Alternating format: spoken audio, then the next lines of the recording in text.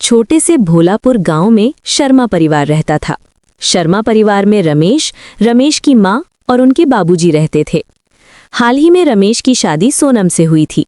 सोनम सीधी साधी, शांत स्वभाव की लड़की थी, लेकिन रमेश की माँ उसे बिल्कुल पसंद नहीं करती थी। गांव की औरतों ने भी उनके मन में पहले ही शक भर दिया था। आजकल की लड़कियां बस दिखावे की होती हैं। बस उसी दिन से सास का दिल सोनम के लिए बंद हो गया। सोनम को खाना बनाना बहुत पसंद था। वो दिन में कई बार किचन में रहती, कभी नए पकवान, कभी मिठाई, कभी अलग तरह की सब्जी। पूरा घर उसकी बनाई खुशबू से महकता रहता था।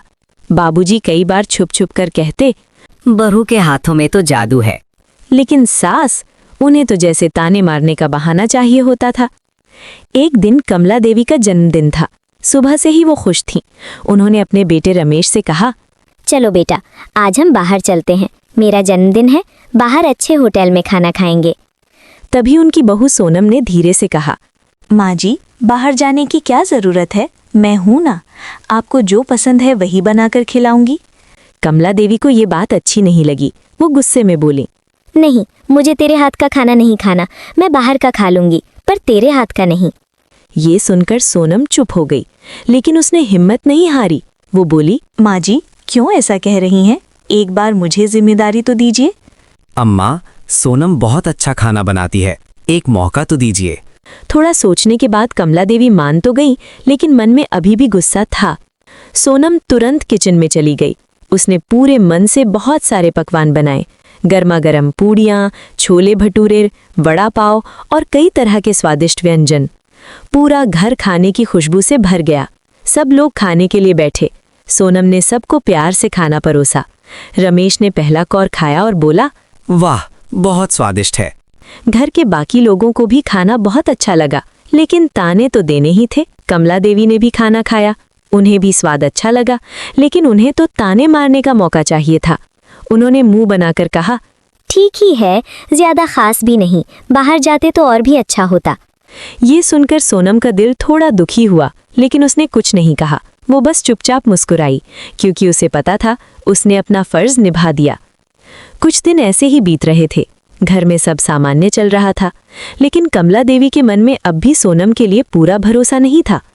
तभी एक दिन खबर मिली कि गांव के प्रधान जी खाने पर उनके घर आने वाले हैं। ये सुनते ही कमला देवी परेशान हो गई। अरे, अब क्या होगा? अगर खाना अच्छा नहीं बना तो हमारी इज्जत चली जाएगी। बेटा, तू बाहर से खाना मंगा ले, वैसे भी इसका क्या पता ये अच्छा बनाए या ना बनाए। रमेश ने समझाते हुए कहा, माँ, आप इस पर भरोसा क्यों नहीं करती? ये बहुत बढ़िया खाना बनाती है। माँ, मुझे पता है आप मुझे अच्छा नहीं मानती, लेकिन इस बार मुझे जिम्मेदारी देकर एक मौका तो दीजिए। कमला देवी ने मुंह बनाते हुए हाँ तो कह दिया, लेकिन उनका मन अब भी नहीं मान रहा था। कुछ ही देर में प्रधान जी आ गए। सोनम ने आदर से खाना परोसा।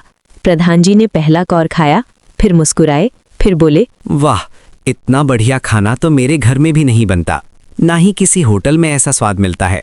कमला देवी, आप तो बहुत भाग्यशाली हैं कि आपको इतनी अच्छी बहू मिली है। बिना किसी रोक टोक के इतना स्वादिष्ट खाना बनाती है।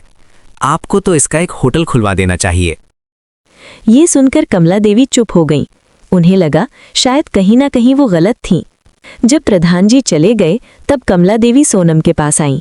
उन्होंने कहा, मुझे माफ कर दे बेटा, मैंने तुझे बहू समझा, बेटी जैसा नहीं माना। तेरा खाना मुझे हमेशा अच्छा लगता था, पर मैं कभी मानती नहीं थी। अब मुझे कुछ नहीं चाहिए, तुझे जो करना है कर।